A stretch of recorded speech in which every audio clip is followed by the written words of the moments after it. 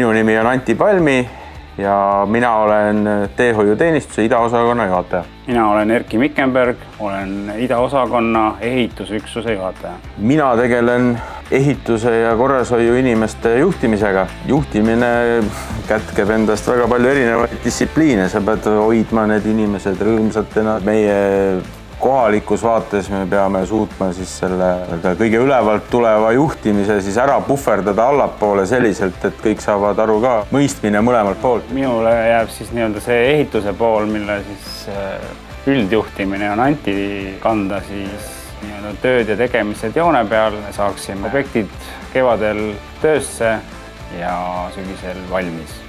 Ükski objekt ei ole sama nägu. Iga päev on tegelikult erinev. Mind hoiab see, et ma olen nagu 30 aastat teinud seda asja suhteliselt erinevates rollides, aga see on minu jaoks see põnevus. Mulle meeldib endale öelda, et tegelikult ma olen sündinud siia süsteemi, sest minu isa oli teemeister. Meie meeskonda sobivad sellised suhtlemisaltid ja elavad inimesed.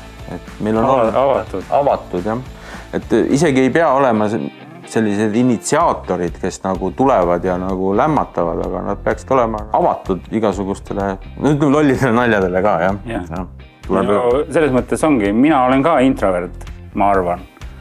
Aga ma väärtustan seda koos selle kohvimasina juures käimist, kuigi ma ka kohvi ei joo. Ma ütleks, et meid motiveerib, et me teeme käega katsutavaid asju. Ehk et meil on mingi siht, sellel sihi täitumisel on mingi tulemus, kuskil saab mingi tee korda, uus tee valmis, sild vahetatud, korrashoiu seisukoha pealt, sügisel hakkab esimese lumesajuga, lõpeb kevadel viimase sulaga.